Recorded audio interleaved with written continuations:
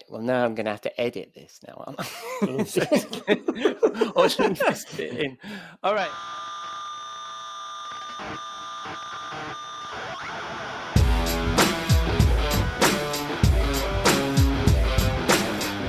Hello, and welcome to episode 91 of Rockstar CMO FM. The M is for marketing and the F is for, well, you decide. As you're probably wondering, does the world need another effing marketing podcast? I'm your host, Ian Truscott, and this weekly podcast serves as my excuse to chat with marketing friends old and new that I've met through my career as a marketing leader and trusted advisor, and hopefully share with you some marketing street knowledge my guests and I have picked up along the way. Come say hello. We have Rockstar CMO on Twitter and LinkedIn. This episode is recorded on Friday the 3rd of December. Thank you for joining us. I hope you've had a good week and you are well, safe and staying as sane as you feel you need to be. My chum Jeff Clark is back and we discuss some Gartner predictions for the new year. My guest is Melissa Sargeant, CMO at Litmus. And Robert Rose, my friend and content marketing guru, is in the Rockstar CMO virtual bar. Right, let's get started, shall we?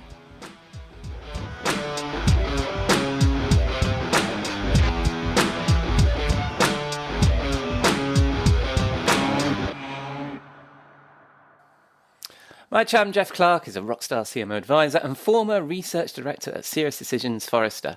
It's peak prediction season, and we take a look at something a chum of ours recently shared on LinkedIn from Gartner.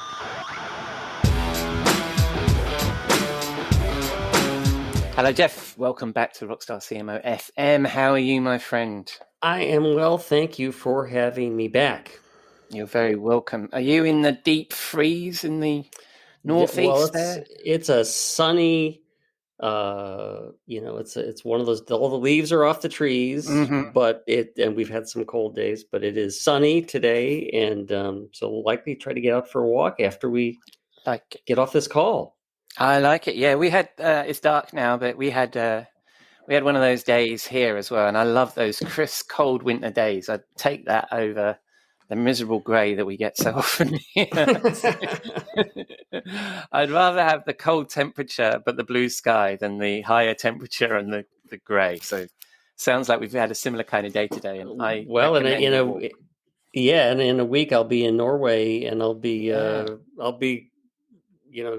enjoying the dark mornings and the dark evenings, but that little bit of crisp, cold, bright sunshine between 12 and 2.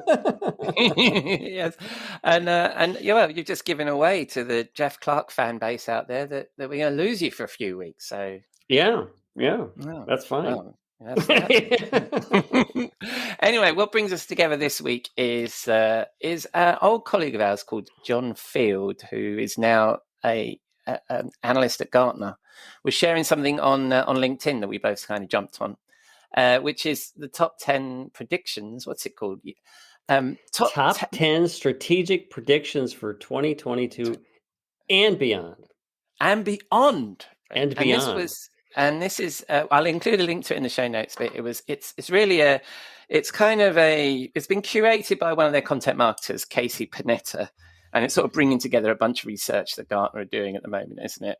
And it's a crazy list. I mean, it ranges from privacy, customer data, agile, Africa, cyber attacks, hyper tokenization, NFTs, and the last one, more internet. Now, I'm not going to read out all 10, but I thought because we don't have time, but I thought I'd ask you, Jeff, what say you to these predictions? I thought you wouldn't ask, but I think for our listening audience, as you said, there's a pretty broad range here. So I thought there might be a few that were worth drilling into and getting our thoughts on for marketers because they're relevant to marketers. Yeah. And the first big caveat, having worked at Forrester and Serious Decisions, you've certainly worked at analyst firms. I mean, we all know it's kind of like, you put these things out because you're really trying to drive interest in your research, which means you're trying to sell subscriptions, which means more money for Gartner. And these things many times are meant to be provocative. And then you look under the hood and then you realize, well, that's not that's not that radical a suggestion, but so it's always oh, you cynic. oh, I see. That's what happens when you been in this game for a while. And yes, and when you see how the sausage is made, and I've certainly written my series of future predictions, and there and there's always some relevance, and again, they're made to provoke interest, but they're made to be provocative, and so sometimes it's you just have to drill into it to see what's the what's the reality, and so like the first one to me, and then there were a series that covered issues about privacy and data collection, which I think back in the beginning of the year we had a series on that topic, and the prediction is a 70% reduction in privacy sanctions, which when I hear that, to me it sounds like, oh, you mean like the EU and state of California or whatever, they're going to like retract their privacy restrictions. But what they're really getting at is that companies are going to move to more, synthetic data collection. So they're not really necessarily collecting your personal information. They're going to use AI and some tools that, to help them, build a profile of you as this person who has interacted on their website or interacted with their applications. And, and then do personalization from there. So they don't really have to, they don't have to collect the information that would get them in trouble with the, with the big bureaucracies. And I think, I would say that's, even though I think that the prediction is somewhat misleading, that the practice is okay, because, to a degree, we remain anonymous. Our personal data is not being, used for bad purposes and or leaked out there. And then, but we do get some of the benefits of personalization that we all come to enjoy by shopping on Amazon and, all the various other places that have been using those types of tactics. Yeah, but so I mean, go ahead. The main point of the prediction is that we'll use synthetic data instead of real data in order to do that, right? Yeah. So the regulatory authorities will come and say, well, let me have a look at your data. And you go, this isn't data. This is just shit we made up with an AI. No, that's not Jeff. That's Jay. That's yes. That's the J persona. That's J978. What the hell? So we have tokenized them, which gets to one of the other. Yeah, but presumably, in order to train the model, you're going to need real data, right? So that's the way. I mean, I don't know about whether they're using AI in the right term here, because you're on sketchy ground when you talk about AI anyway. I think talk about machine learning and things like that. But presumably, I think the key is that they're not going to necessarily take my email, my my name, my social security, whatever, the pieces, the PI data that I think that is we're trying to protect. But you're right. Yeah. But then again, I think that behavior can identify us just as well, right? So I think I think it needs to be cautious. It's an interesting prediction, I think, but it certainly leads on to prediction number two. Number 3. Yeah. Number 2, consumers fight data collection, and I've no idea what number 3 means. Mining brain data, but anyway, let's not be doing that. Let's not be doing that. Yeah, if they ask you to connect your computer or your phone directly to your brain, don't do that. Let's not be doing that. But number 2, consumers fight data collection. I think that's a pretty sound prediction, because it's already happening, isn't it? It is happening, but the thing I would counter is that it says by 2024, so 2 years away, 40% of consumers are going to trick behavior tracking metrics to intentionally devalue personal data collected about them. Yeah. Okay, 40%. So the flip side is 60% of customers will not be able to trick tracking metrics. So I think that's where I mean, I mean, today, this is one of the things is that we know people are being influenced, with, I mean, not just from a consumer perspective in terms of what things are being pitched to us, but we're being influenced by, conspiracy theories, misinformation, blah, blah, blah, blah. And so, there are a number of us that, got off Facebook or got off Instagram or are trying to really monitor our social media activity, et cetera. But there's a whole chunk of the world and the country in the U.S. And in the U.K. that frankly is just is stuck in this. It's like they don't want to get rid of the tools that they have basically given their personal identities up to, and they're going down the rabbit holes. And so this is, I think, these two things. Certainly with the third prediction, which is about, again, mining. The mining the brain data is that using neural mining and to influence subconscious behaviors. These are things that really require regulation. From our public officials, because we could very easily find ourselves in the traps of the dystopic fiction from 1984 onward. Then all of a sudden we're just like at the end of some virtual chain getting influenced and doing crazy things, which people, by the way, are doing today.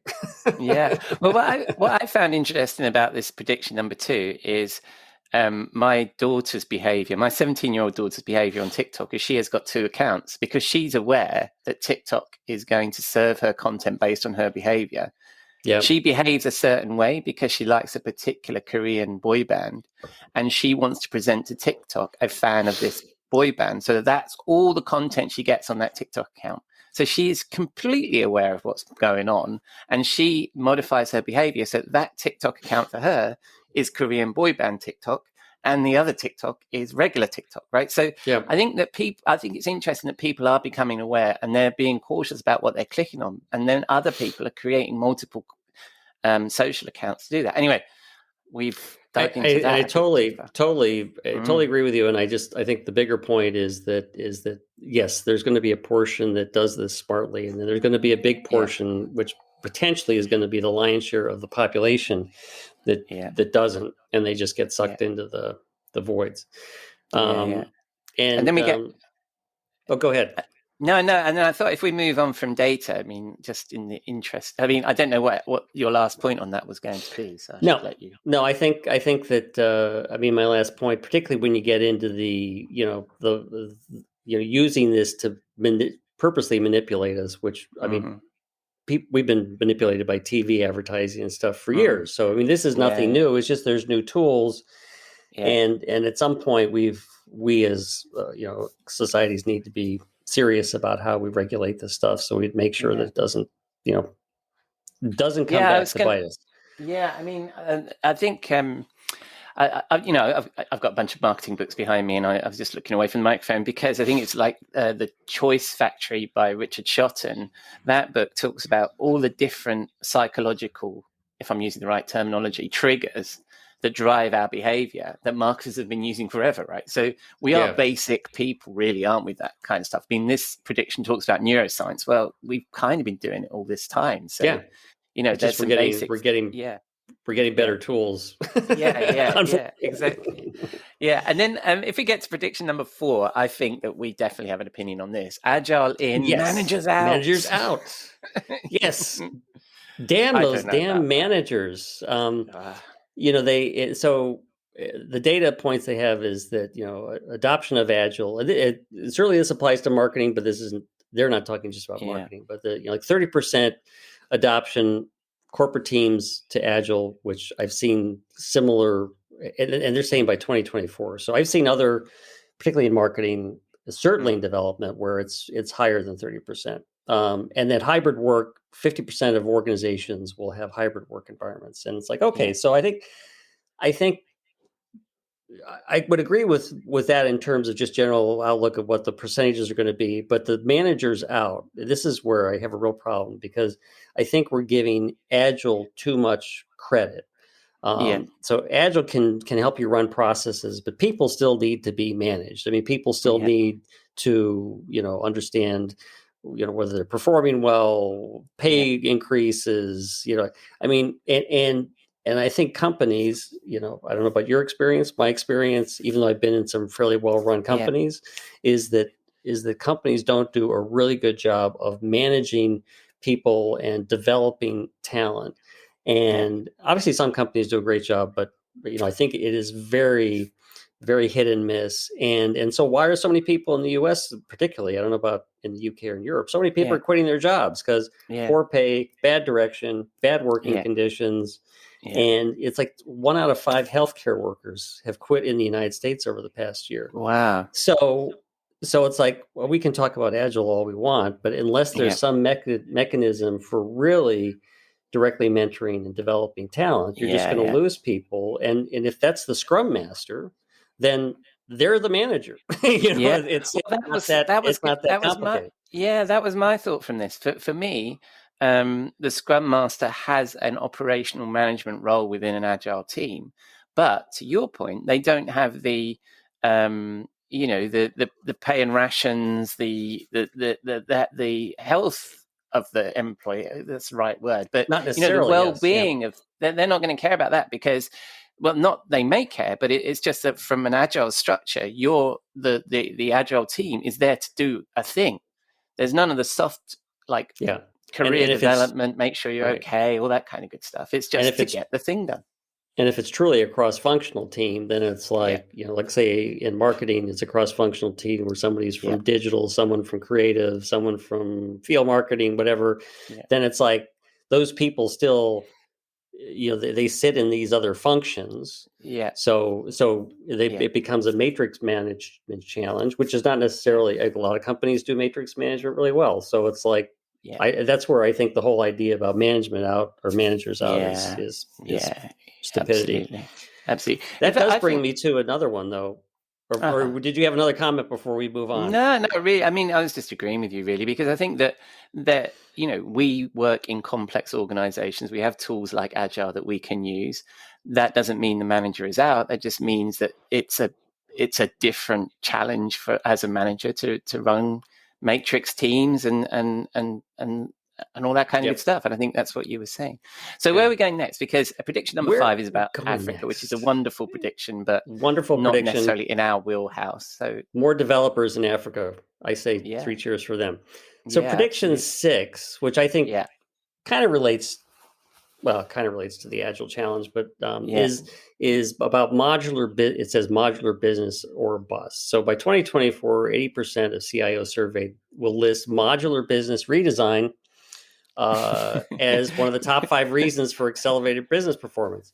So, and there's a word there that I predict is going to be the word of 2022, if it isn't already. It's composability. We're seeing that in MarTech. Now it's been used in MarTech to describe best of breed, or what we've always described as best of breed is now called composability. I mean, it's way cooler. Now, as normal with us, is we pluck these terms from one place and put them else, and now we can have composability organizations. And does that make you feel composed or not? Well, what the fuck does this mean? Well, so a couple things. One thing is that this whole idea about modular, business concepts is not new. I mean, I think it was applied in manufacturing back in the 90s, which is interesting if you think about like Agile and some other things. It's like it starts in manufacturing, moves into something like software development, then it moves into broader business practice. And in this case, I believe I had some experience with this because when I was at Pegasystems, one of the things we did, and one of the things that a number of our customers were doing, is that rather than having sort of a big IT organization and big development teams that sat in a central organization, they pushed the management of IT and the development of applications that serve particular departments and business units. They pushed it out into the business units, and that gave, like in marketing, that gave us more flexibility to, if we wanted to put together something to help manage our events or to track customers a certain way, dealing with our personalization. So we could build that stuff as long as we were adhering to the sort of the guidelines, the constraints that are set up by the corporate organization. So they kind of push the standards out for security, connectivity,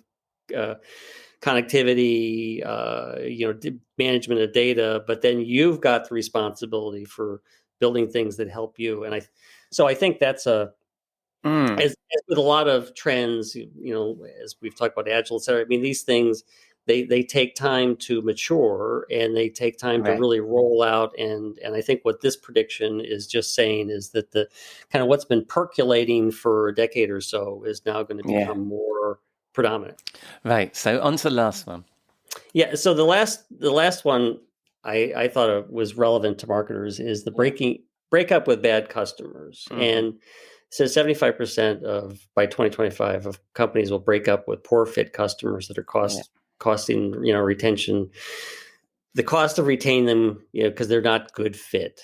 And so one of the things that I think is absolutely true about this, and it certainly relates to marketing, relates to sales as well, is that companies were getting better and better about understanding and measuring, the long-term value of customers, customer cost acquisition, particularly when more companies move to more of a subscription model.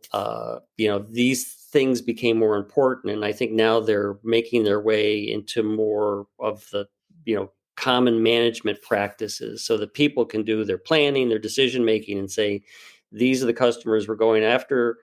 These are the customers that really aren't good fits for us, and we're either going to, not service them, or we're going to charge them more for what they're getting, and they'll eventually kind of go away.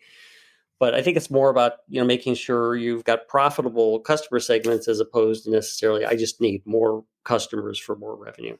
Right. So I think that's an absolute. I would bank on that prediction. Do you think is that because we've got better data about these things?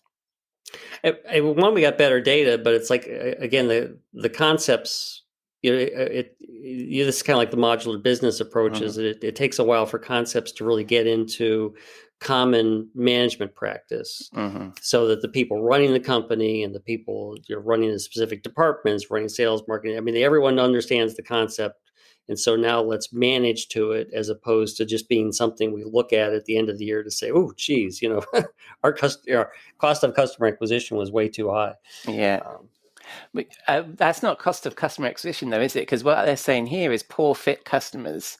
So it's existing customers, right? So it's the idea. Well, I think it would be both existing customers, and then it's like, well, who are we going to? What's the profile of the customer we're going to go after? So we make sure we're not just grabbing new customers for the sake of it. Yeah, it's just I've had this conversation recently, and you talk to organizations, and they naturally want to keep all of their customers, but then they have to realize that especially in a SaaS business, as soon as somebody calls you and you've got them on a low margin, then that's a loss-making customer. So, you can't have a loss-making customer. So that's absolutely. So, and a company I'm working with right now, we're going through the exact same thing. It's like they've got customers who are costing them more. Yeah, and those customers haven't signed up for the level of service that's really required to protect them in cyber attacks and things like that. Yeah. So that was number 8, break up with bad customers. So the prediction there, I mean, that's a 2025 prediction that 75% of companies will break up with poor fit customers. But personally, I think if you're not looking at, especially if you're a SaaS business or service business, if you're not looking at the value of each of your customers, then it's not good for either of you, is it? Because correct. It's not good for you. It's not good for the customer. You have to be making sure that you can serve them. Because look, I mean, over here, what we've had is recently a bunch of energy companies have gone bust because they weren't charging enough. So it was great for the consumer that they weren't being charged enough, but ultimately the company's going to go bust. So that doesn't help anybody. Yeah. And so the last 2 predictions that they have here is hyperfixation on hypertokenization, which is basically about NFTs. What I loved about this prediction is the hyperfixation. I think we're already in a hyperfixation of NFTs, don't you? We seem to be top of hype cycle on this thing. So they also talked about non-fungible token gamification, and so I was like, well, what's wrong with fungi? Yeah. I mean, I like fun. Anyway, this is another area that's going to require a lot of oversight, I would say. And then the last one, more internet for less. Yeah. They're saying that it's going to raise 50% of the world's population out of poverty because of expanding internet coverage. And I was like, well, it hasn't worked so far, so I'm not sure. I'm not sure. I think it takes a little bit more than the internet access to lift people out of poverty. That's an essential building block, but it takes a little bit more than that. Yeah, no, I agree. So that's the 10 predictions, and we picked out some of that stuff. And as you mentioned, Jeff, you're going to be off for a bit on your travels, seeing your family in Norway. In Norway, nice. Yep. All right, traveling to Norge.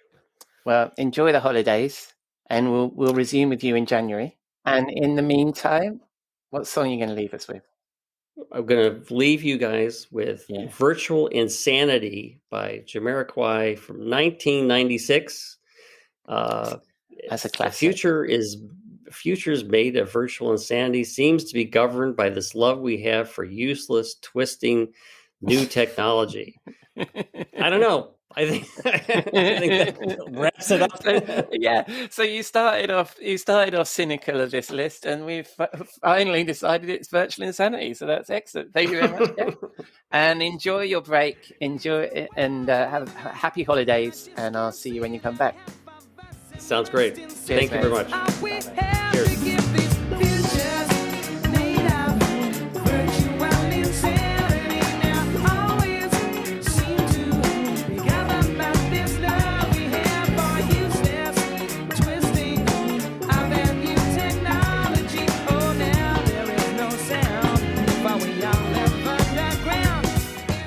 Thanks, Jeff, and thanks to our mutual chum, John Field, now of Gartner himself, for sharing that article, which I will include a link to in the show notes. Let us know what you think, or share your predictions with us. We are Rockstar CMO on Twitter and LinkedIn, and bon voyage to Jeff as he goes off on his travels. He'll be back with us in the new year. On to my guest this week, Melissa Sargeant is the CMO at Litmus, where she runs all the marketing things, including corporate and product branding, demand generation, product marketing, public relations, and event management. Prior to Litmus, Melissa was the CMO at Sugar CRM, who you've no doubt heard of, and at e-commerce innovator channel advisor Ecom. Melissa has a fabulous 30-year marketing career in the tech sector, applying her expertise in SaaS, go-to-market strategy and execution, customer success, digital demand generation and branding with companies like Avalara, CA Technologies, Digital Smiths, who are part of TiVo, Blue Fire Security Technologies, and Garden VeriSign. As you'll hear, Litmus helps optimize email marketing, so a great opportunity to dive into this topic. Hope you enjoy this conversation.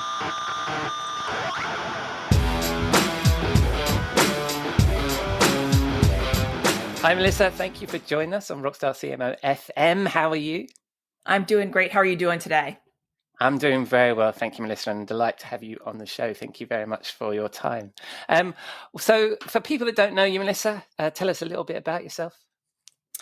I am the CMO of Litmus. I have been with Litmus for 2 years now.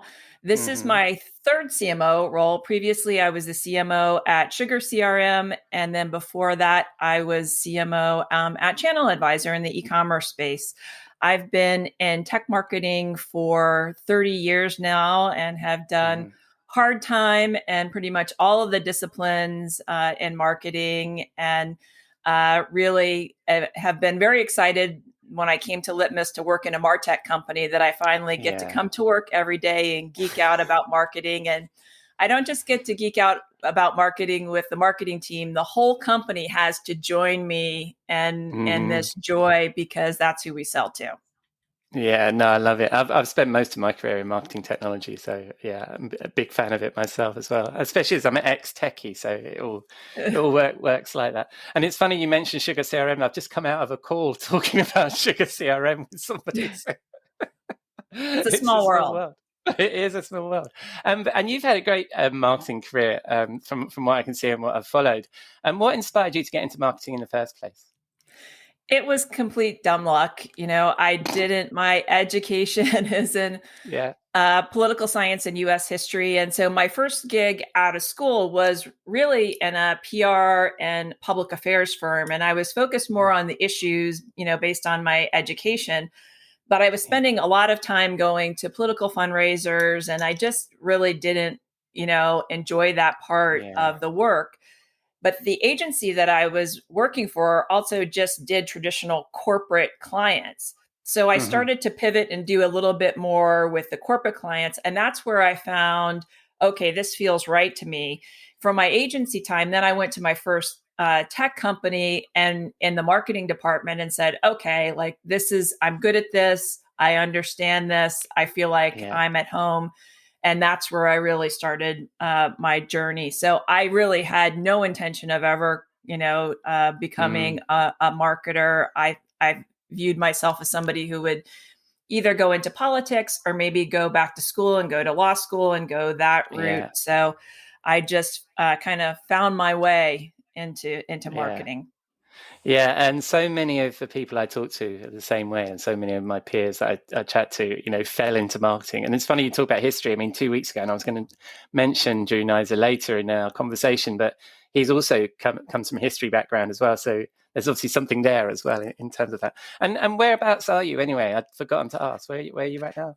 So I live in Chapel Hill, North Carolina. I am a native to the Washington, D.C. area. My husband and I moved here 12 years ago to get more trees, and it's a little more quiet down here. So it's nice, although it has gotten cold, and I am a warm weather person. And so I will just be holding on for dear life for the next 4 months until it warms up again. Yeah, I know what you mean. I was... how many years ago now? Yeah, I was based in DC a short time ago, and we were living out in Maryland, and there was a big storm in DC, like a lot of snow, and just you're not really used to it, and it was just horrible. It was warmer than when I moved down from Stanford. I was in Connecticut and New York, yes, but this time of year, isn't it? This is the time. We're in it. Yeah, absolutely. Well, anyway, that's so typically British of me to be talking about the weather. I mean, so let's get back to Litmus. Tell us a bit about what Litmus does. So if you're an email marketer, we'll talk a little bit about the challenges that email marketers have. So if you're going to create an email, there's a number of things that you have to take care of in terms of how you build that email. And then once you get a draft of it, you need to send versions out to your different team members. So you might make a PDF and email it to them, and then they'll put their comments in a bunch of emails and send it back to you. And then when it's time to, when you're proofing that email, you want to be able to make sure that all of the different device combinations, there's over 300,000 different renderings somebody can read a single email on. And between all of the different clients and browsers and devices, they're making changes on average every 2 days. Trying to keep up with that and do that manually is nearly impossible. I can't send it to you. I can't send out 300,000 different variations to my friends and family to get them to check my email. And what Litmus does is, in a single platform, from that whole process, from the first time you start coding your email and building it, through testing it, and then when you go to hit send, you can know with confidence that when you hit send that you've built it properly. It's not going to end up in the spam folder. It's going to render. If you've got a lot of people are viewing their emails now in dark mode, that it's been optimized for dark mode, that it's going to land in that email box safely. They're going to be able to read it and consume it. And then afterwards, after you hit send, we say it doesn't end with send at Litmus, and that you're going to be able to understand what that person did with the email. Did they forward it to somebody? How much time did they spend viewing it, so that you can take that intelligence and apply it to your next email campaign. So it's really an end-to-end email optimization platform. to make sure that your emails make it in the inbox safely, which is very different. Right. Sometimes people mix us up with, email service providers. We're not a sending platform. We're that piece that sits on top of your sending platform and make sure that you get the maximum value for every single email you send. That's what I was going to ask as well, where it fitted in with the rest of the email ecosystem. So that's useful. And I mean, that's a classic content management problem. I mean, that's my background, is getting everybody to agree to just the words and to collaborate in that platform. So that's interesting that we have that in every channel, don't we? We have that channel. And speaking about channels, email these days can I say that it's not seen as glamorous as other channels these days, and often people are declaring it as dead, with everything else that's coming along, particularly compared with the obsession that people have with social and all sorts of automated marketing, much of which is very annoying. Why do you think email has still remained relevant? Why do you think it's still a great channel for marketers to work with? Yes, there's a number of reasons why email is such an effective channel. First of all, when you think about the buyer's journey, that the customers that you're selling to, more and more of that is happening online, digitally, before they ever want to talk to somebody in your sales team or go to your website and convert to buy something. They're educating themselves. Email is an important part of that journey. And it's unique to the other channels in that your subscribers have invited you into their inbox. Yeah. They've explicitly said, I want you to give me information about your product and help educate me. Mm-hmm. And so there's a relationship aspect to email marketing that few other channels can match. And that's why it's in most marketers, in their toolbox, when they look at their multi-channel mix, email is always a key part of that. If you're running webinars, how do you invite somebody to your webinar? Yeah. It's going to be through email. It's just that key link to that one-to-one relationship with your subscribers and your customers. So it doesn't get a lot of the glitz and glam that some of the other channels, but the truth is, in marketing, is that there's the foundational things that were foundational 20 years ago are still very foundational today. And email's a key part of, just your marketing mix, your total DNA. True. I mean, we've gone through phases, haven't we, where people have talked about people's websites are going to be replaced, and that hasn't happened either. So yeah, you're right. It's one of those key foundational technologies and ways of engaging. Like the website's always going to be there, the email's always going to be, then it's going to be augmented with these other channels. And I use that word augmented because, I presume you follow Joe Polizzi and his work as well. And when he talks about content and he talks about customer engagement, email for him is top of the tree in his what he describes as a subscriber hierarchy in his book Content Inc. And I picked on that because I think it's relevant, isn't it? Because so many people are talking about social and talking about, and Joe Polizzi talks about rented land all the time. The fact that the email really is your land, isn't it? It's where you own that engagement. So what advice do you give to marketers when, for your own self or your peers about where email marketing should play in this sort of mix? It should be a core part of your mix, because from the first time that somebody engages with your brand and you get their permission to communicate with them, you can leverage email to nurture that relationship and help them along that buyer's journey in terms of, hey, I saw that you reviewed this white paper. People who reviewed that white paper also took a look at this customer success story or this review, and that you can do it in a way that the way that our consumers and subscribers want us to engage with them, in terms of not pushing product, but helping to understand the challenges that their business faces and showing them alternatives or options to educate them along that buyer's journey. And email allows you to do that, walk side by side with them in that relationship, and for them to consume it in the way that they want to, which is, we know that, like in B2B, they operate much more like B2C now than they ever have before. And email is just a key partner, in that journey. Yeah. Yeah. And where do you see, I mean, at the moment, there's a big pushback, isn't there, with privacy and unsubscribe, and Apple suggesting it's going to obfuscate our email addresses and all that stuff.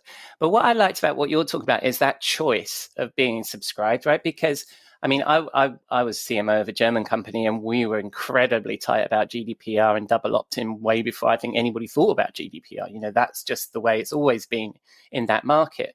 But what I saw in that organization was a very clean, very engaged database.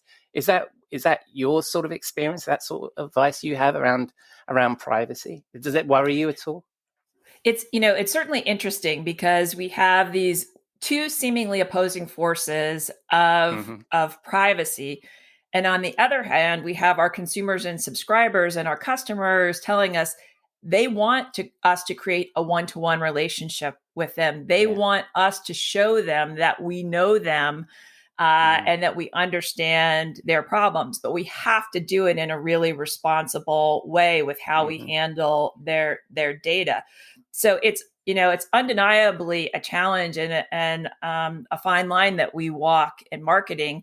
And again, I think it gets back down to the fundamentals. When was the last time somebody looked at their preference center? Sometimes we build those preference centers and kind of set it and forget it. Go back to your preference center and look what's there, and give people the option to explicitly opt in to the type of content and information that they want to receive from your company. And when you do that consistently over time, you're becoming much more of, a trusted advisor, and you're creating a true one-to-one relationship with that customer that the other channels just simply can't do it. But you're absolutely right. You have to have a clean database. A lot of companies are talking about, customer data platforms now because, 20 years ago in marketing, we didn't have any data. Now we are swimming in data and we don't know what to do with it. It's sitting in different silos, in different systems.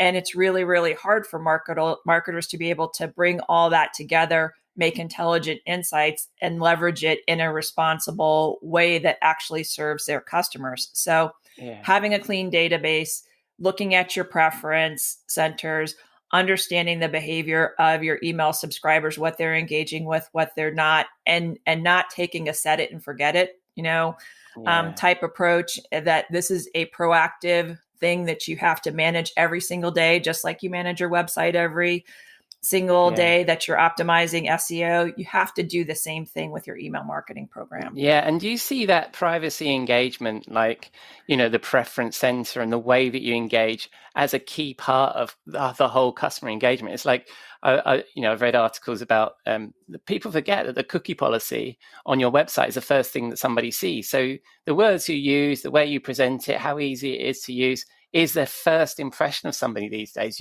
All those crazy pop-ups on your website is the first impression. Do you think that's the same with email as well, that we shouldn't just think of the opt-in as a transaction, but actually as an opportunity as part of that conversation?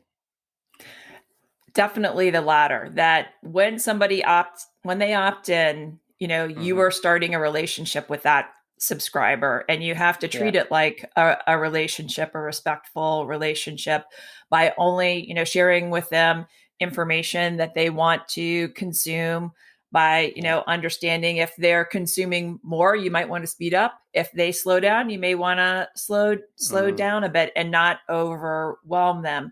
And the more that you take care of that relationship, the more trust you're going to build with them over time, the more affinity they're going to have for your brand, and the more successful, the more you'll get from that true relationship that you're building with those customers and subscribers. Yeah, absolutely. No, I agree. I think email is as we were saying, like it's your own, that relationship is your own relationship. You're not relying on anybody else for that, unlike Facebook or LinkedIn. I'm going to change tack a little bit, because I mentioned Drew Nizer earlier on, and when I was doing my research before you came on the program, I noticed that we've got something in common. Well, not quite, because I'm not in the CMO huddles, but me and Drew were talking about CMO huddles. He doesn't have it. So anyway, I should start from the beginning. So Drew was on the show 2 weeks ago. He runs a program from CMO Huddles, which I understand is a community of CMOs. You guys get together, you talk about the the issues of the day. Sounds fascinating to me. What I wanted to ask you about is, what do you get from that experience, and what do you get from the experience of connecting with your peers? And is it something? It's a stupid question. Is it something you'd recommend that people connect with other CMOs? So this is the great thing about being the host, right? You just ask stupid questions. Is it a good idea for CMOs to talk to each other? Well, yeah, but no, I was just thinking about it, and talk, because a few weeks ago as well, I had a guy on the show who I found out subsequently was in CMO huddles too, and I'm interested in this program, and what does it give to you, and what would you recommend it to people? Not necessarily Drew's thing. It's not an advert for Drew, but CMO Huddles has been a really valuable community that I've joined in the last year. And Drew's done, something extraordinary in that he's brought together all of these B2B CMOs. And it's a really, it's great because every month we get together, and sometimes there's a topic that somebody has served up beforehand. Like, I'm really struggling with attribution.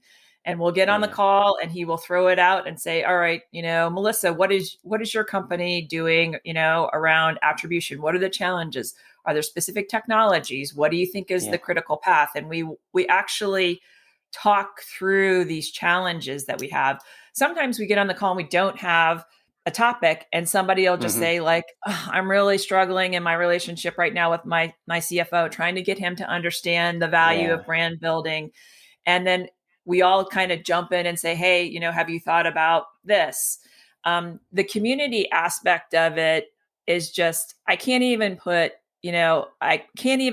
probably effectively articulate how valuable it is to me as a marketing leader to be in a group who are in the exact same role I'm in, who have the exact same challenges. Because regardless, one thing I've learned after 30 years in marketing, the problems that you have at the smallest company are the exact same problems that the leader has at the largest company. It's just a matter of scale. We're all struggling with the same things. And to get insight and input and ideas from people who are just like you, facing the exact same challenges that you are, is invaluable. Like, you just, you can't get that from your inquiry with your Forrester analyst. Oh no. Right. As great as they are, it's a totally different type of community and support. Yeah. Well, I mean, and I've known a lot of analysts over the years and stuff like that, but many of them are career analysts now. So you're talking to somebody who's actually had the same problem as you yesterday, rather than that. I mean, I think the analyst community are hugely valuable, and one of the regulars on this show is a former Forrester research director, Jeff Clark. So I'm not going to say anything bad about analysts, but I will say I think there is huge amount to get from somebody who's an actual practitioner doing it right now, and the same, which is I get a lot of value out of these conversations, to be honest. I mean, I started this podcast as a lockdown project 91 episodes ago, with the intention of talking to other CMOs and talking to other people in the industry and having these kinds of conversations and then recording them and sharing them. So I really like this idea, and also Drew's podcast as well. I mean, that's what I learned from Drew's podcast, is that he shares a lot of those stories, and it is interesting that he'll have people that are in these. I listened to one the other day, and he had somebody who had a 2-person team and somebody who had a 40-person team, and they were talking about the same issue that they face. I can't remember what the exact issue was, but I think it's really interesting. So yeah, that's good. And there's lots of opportunities to connect one-to-one with the other CMOs. So one of the issues I'm trying to understand right now, and if it's something that I can do in my organization, is around agile marketing. And so I reached out to Drew and said, hey, I'm thinking about agile marketing. Is there somebody in the group who's gone through the process who can talk me through, what I need to, all the things I need to be thinking about before I embark on this journey? And he connected me on a one-on-one with one of the other members of the CMO huddles who didn't happen to be in the little subgroup that I'm in. She carved out an hour of her time. She brought her primary person on her team who runs their agile program and talked me, through, here are like the Cool. 10 things that you need to know. And, as you start on this journey. So there's lots of ways to engage with the group, and it's incredibly valuable. Yeah, splendid. Well, I mean, I think that's quite enough of promoting Drew and his CMO. I know, Drew. Gosh, he does so much anyway. Like, he needs this extra help.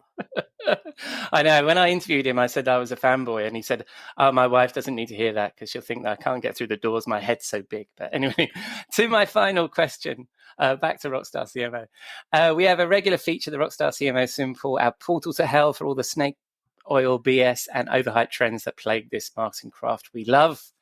What would you throw in the Rockstar CMO Simple? So this is gonna be a little controversial, but I think it has to. I think it has to do with, as marketers, marketing technology. Sometimes I think we're the problem and how we overhype and promote these things. And I think to the point where things that used to be obvious, a discipline within marketing becomes obfuscated because somebody latches onto something and then everybody rebrands around that.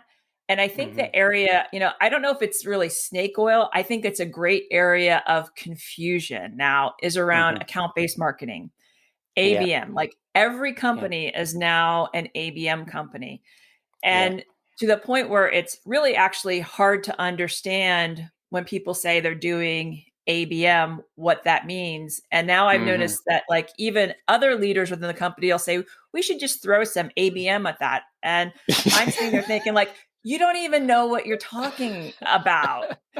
And again, because let's throw some ABM at that. I love that. I've been around for a minute. I've been doing this for 30 years, and account-based marketing is not new. It's the same thing that we've been doing for long before I got into marketing, into understanding the key accounts that we're going after, understanding the people that are part of that buying committee, understanding the key pains that they have, and figuring out how we nurture that relationship. And so I think, and then of course we have all of these enabling technologies around understanding intent so that we can see the things that within that specific account, if somebody's actually searching on that, and that we can be more timely in how we respond to them. But I think we've gotten away from understanding. At the end of the day, I really think marketing does come down to some key fundamentals, and that ABM is really not this new fancy thing. We've got some interesting enabling technologies that we can apply that help us be more effective in our jobs.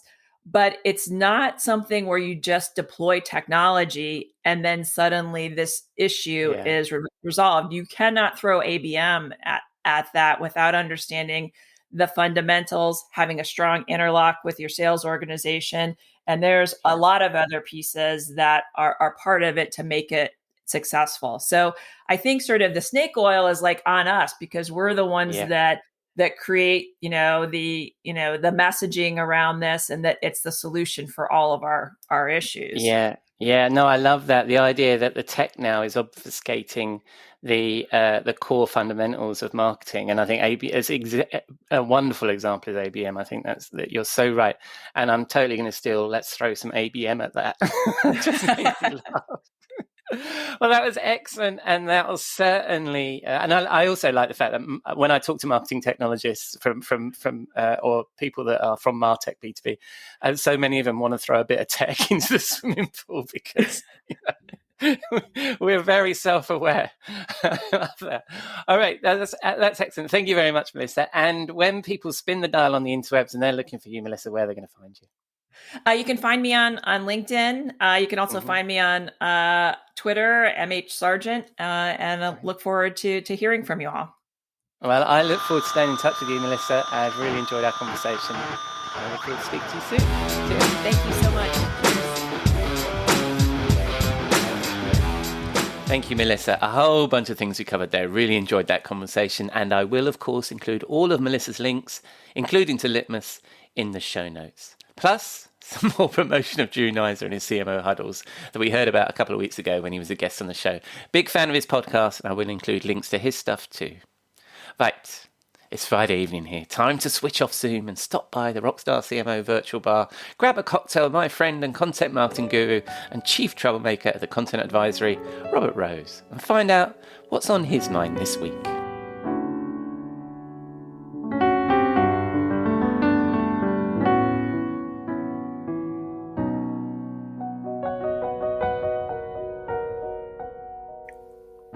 Good evening, Robert. What are you drinking? Hello, my friend, and welcome to the bar, and welcome to the end of the week. It's yes, it's fantastic to be here, and this is my favorite time of year for sure. And so, much probably to your disappointment, this week I do not have a tequila drink for you. Oh no! I'm beginning to learn that you're maybe a little limited in your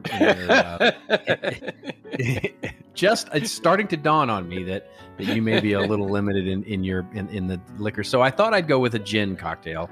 And this is one that I actually, when I first started drinking, as a young boy. Yes. I've been drinking for a while. On your mother's knee.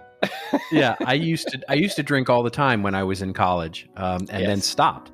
And that's a gin fizz, which I know is also popular there in the UK. So yes. So the key is to make a proper gin fizz. You need not only gin and lemon and soda water, of course, which is the fizz part of the gin fizz. But to make it really great, you want to sort of whip up some egg whites and put that in there and put a little, I like maple syrup because to me, it's a little more pure than the simple syrup cocktail syrup. So you've got your gin, you've got your lemon, you've got your, very, very frothy egg white to pour over the top of that, and then maybe a little simple syrup. I don't like that. Or better, maple syrup, which makes it a little more holiday anyway. And away you go. So that is our gin fizz. That sounds splendid. And was there ice in that? Oh yeah, absolutely. Splendid. You can do it without ice, but I put in ice. Right. Well, as you've already made reference to my desktop bar, I have got some gin. Hurrah! I'm back on the Oh no, it was Bombay Sapphire last week as well, isn't it? So I'm having some Bombay Sapphire, some London Dry. Always a good choice. Always a good choice. Yes, you do like that one. So I guess that's what's in your gin fizz too. Indeed, it's a Bombay Sapphire. Now I don't have access. Well, you do actually have access, and it's a crime that you haven't availed yourself of all of the amazing gins that are going on, especially in Ireland and parts around you, which all those places that they're making whiskey, they're now making gin. So there are some amazing craft gins around you. Yeah, my sister bought me some Welsh gin for my birthday a couple of years ago, which is really nice. And there's so many jokes there. There's so many jokes there. I'm not even going near them. Yeah, there's Welsh gin. There's a gin still just up the road from where I am on a motoring heritage site that I need to go visit as well. So yes, you're right. I need to be a bit more. Oh, there's some fizz. Guess where that came from? There you go. As the odor of cucumber tonic water pervades my desktop.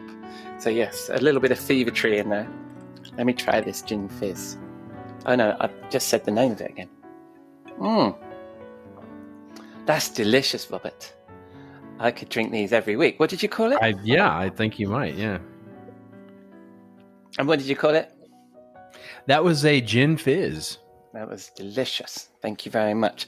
And then you can do the slow gin fizz as well, which is truly, if you're in high school or college, you do the slow gin fizz, which is slow gin, which of course is very sweetened gins. Yeah, not a fan.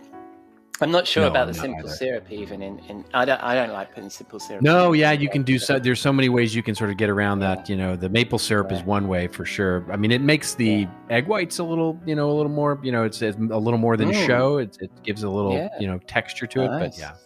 Nice. All right. So, and where would we be drinking these gin fizzes?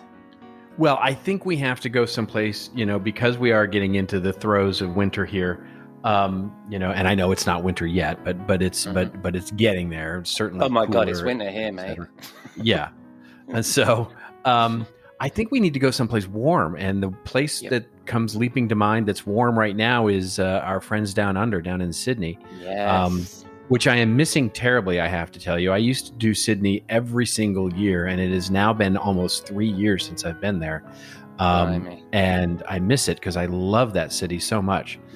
So I think we need to find some great place in Sydney where it's warm and outside near the water, and drink our gin fizzes and chat about the world. Very nice. Yeah, I mean, it's been many years since I've been to Sydney, but when I went there, it's got to be. I mean, I love London, I love New York, but it's right up there. It's like a little New York or something like that. And it's so cosmopolitan. Well, it reminds me so much of home right here in Los Angeles, right? It reminds me very much of a smaller version and a more sane version of Los Angeles. It's spread out, it's on the water, it's very laid back, and it's just great food everywhere. And just really cool people. So I love that city so much. Yeah. Less good Mexican food. No, they don't really have a lot of Mexican food in Sydney, although it does exist. I have actually been to a Mexican restaurant in Sydney, and I will tell you, it was not great. No, it was. It's the Asian food there, isn't it? It's just off. Asian food is great. Well, but really, what's really good there are the steakhouses, right? So the amazing beef there, and it's just and it's all.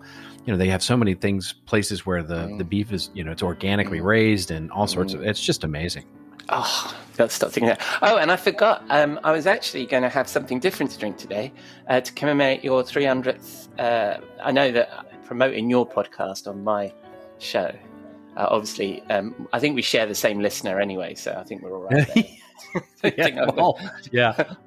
Hi, Dennis. I don't think I'm going to risk anything, but I was going to put a Tito's in my tonic, but people will have to listen to your 300th episode of This Old Marketing to know what the hell I'm banging on about. It's a bit inside baseball, but congratulations on 300 episodes of your own podcast. I think 300 of anything is pretty awesome. So well done. It's pretty amazing. Yeah, it's pretty surprising given the schedules.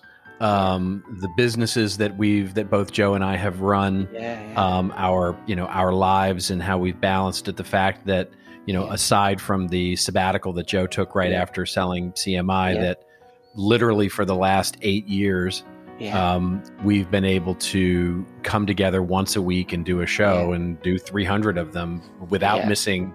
We never, that's our big claim to fame is we've never missed a show. We even there was a few times where we had complete technical breakdowns. We were able to jump on the phone and get a show done, and all of that. I think I'm prouder of that actually than I am of anything else. The fact that we were so consistent for so many years, and actually it's a great case study, and we talk about it on this on the episode of it's an amazing case study of consistency over quantity. Because when we stopped for Joe's sabbatical, it was quite frankly something that, we may never actually fully recover from, the audience that we lost, et cetera. We hopefully, over time will recover and get to the numbers that we were prior. But we lost a good number of those people and many of them permanently, not because we changed the show or they don't like it or whatever, because we continually get, you're back on. Wow. I never knew, but because quite simply they stopped looking for us. And once people stop looking for you, it's really easy to not be found again. Yeah. Yeah. I mean, you've got to become part of somebody's habit, haven't you? I mean, exactly. This episode would be episode 91 for me, and consistently doing it every single week. It takes, I mean, I'm not complaining, but I understand the commitment that you guys have done for 8 years is incredible. That's, I mean, well, longer than that. Is it 8 years? Yeah. So hat tip to you for that. Well done. And cheers to, and Joe's not here, it's only you. Cheers to Joe and his Tito's and tonic. Cheers to Joe and his Tito's and tonic. Yes, which is, fine, you know. All right, mate. So yeah, we shouldn't talk about Joe because I think Joe gets talked about too much, even on your show. So what are we actually going to talk about while we enjoy the warmth of Sydney during this miserable bloody winter? Well, it is the middle of December, and I don't know if you've noticed it or not, but the funny thing is, you look at the calendar, and the math basically says there are 20 more weekdays until the end of the new year. But honestly, with the way that vacations work and holiday closures, the real number to that is, if we start, subtracting those out, it's closer to like 12, so it's literally the 12 days of Christmas before the end of the year.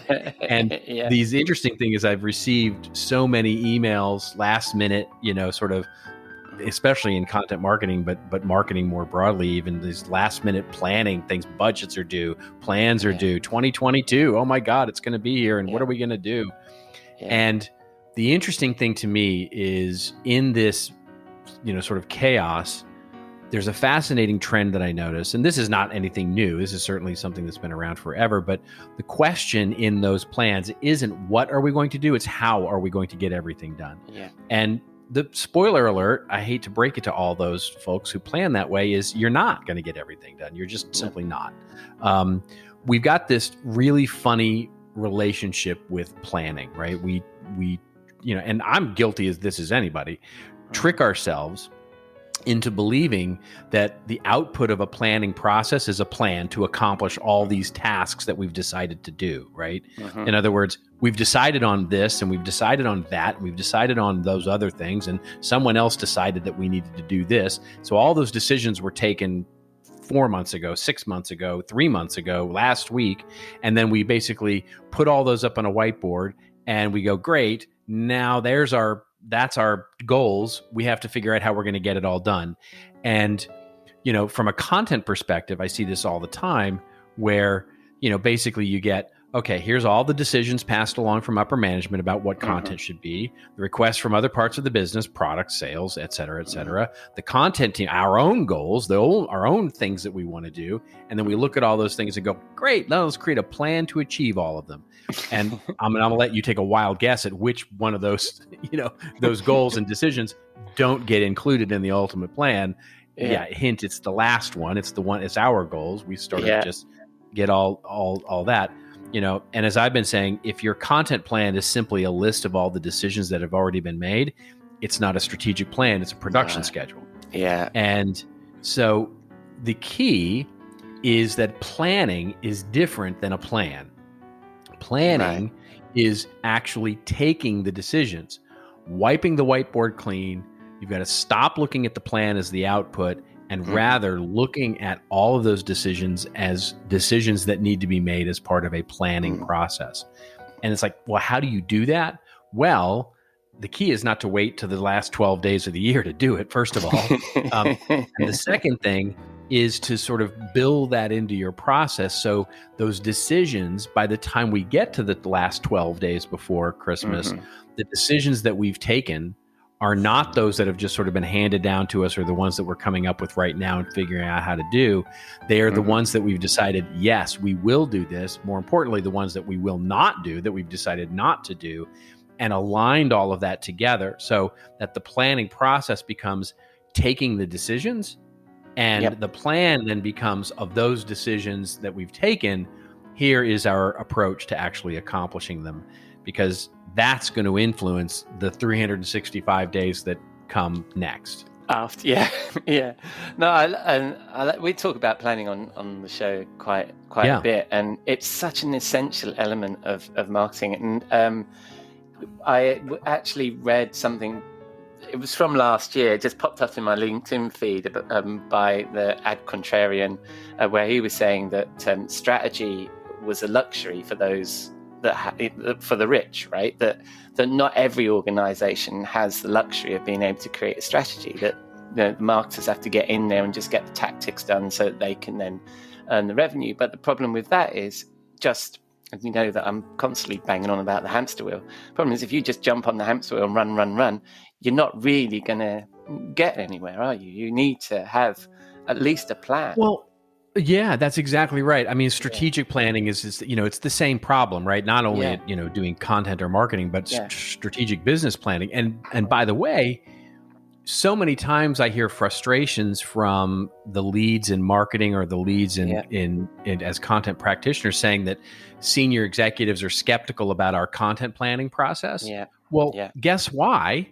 It's because the already made decisions that you're trying to map out on how to do, they become a barrier to good decision making, full stop. In other words, if your only job is to figure out the tangible tactical roadmap for everything that's thrown on your plate, you're not strategic planning. And so is it any wonder that the executive goes, I don't believe any of this. Why should they? Right? You're basically saying, here's how to accomplish bad decisions, here's how to accomplish good decisions, and here's how to accomplish decisions that are really, quite frankly, in the middle of the road somewhere. By coming to them and saying, look, the strategic plan should include this, this, and this, and not that, that, and that, even if it contains something that the CEO wants.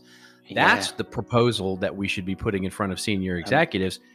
And if they then tell us, no, you're going to do my thing because I said so, well, then okay, so be it. But it's coming up with the right strategy first and then figuring out how we're going to do it. Yeah, exactly. And, we all have those things. The CEO wants to do something, but they have to choose the thing that it's going to replace, because you only have a certain amount of time and bandwidth that you can focus on these things. You can't do everything, right? So if you're organized enough to have that costed out from a time and people perspective, and you've got that strategy and you've got that plan, then when that weird thing comes along, or that vanity project or whatever it is, you can say, well, okay, we're going to have to lose one of these. Which one is?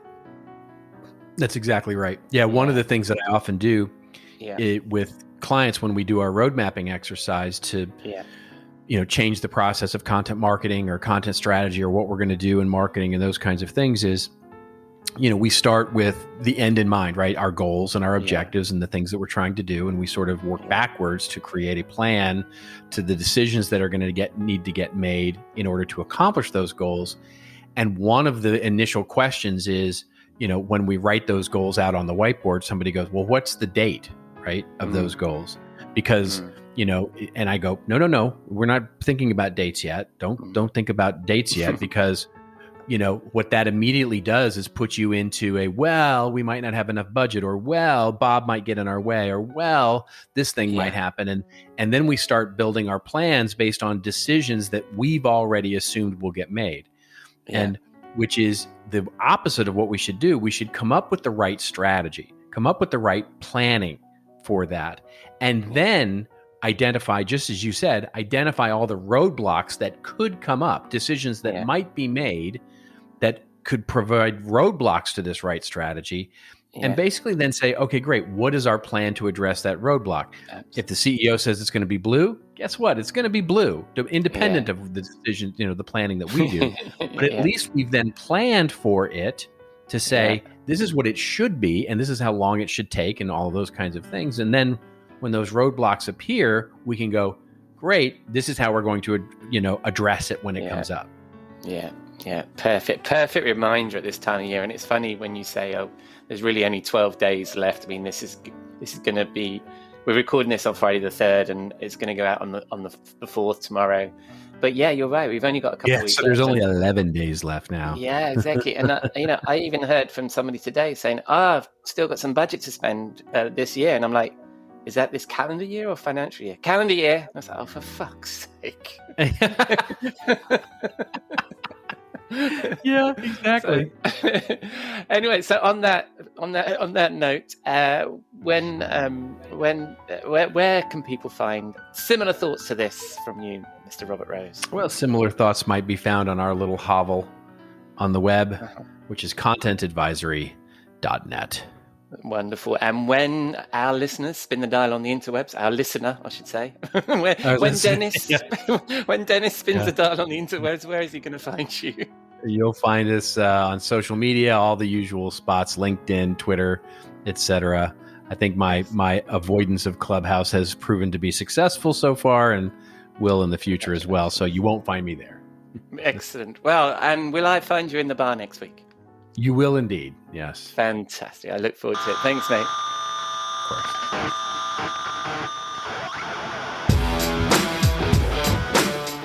Thank you, Robert. Good points about planning, and congrats again to him and Joe Polizzi on 300 episodes of This Old Marketing. Something else I'll include a link to in the show notes, along with all of Robert's links.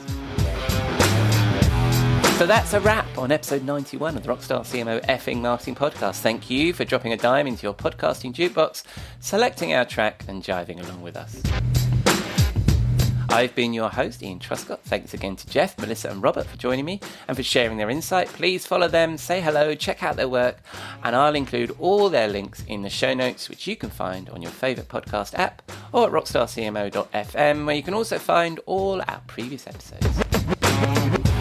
So, does the world need another effing marketing podcast? Let us know with a nice rating or review in your favourite podcast app, or share your thoughts with us at Rockstar CMO on Twitter or LinkedIn, or just keep listening. I'm glad you're here. Next week, as you heard, Jeff is off for the holidays. I have Nora Sudath, co-founder of Hello Audio, in the calendar, and I'll again be joined by Robert Rose in the Rockstar CMO virtual bar. Until then, have a great week, and I hope you'll again join us here next week at Rockstar CMO FM.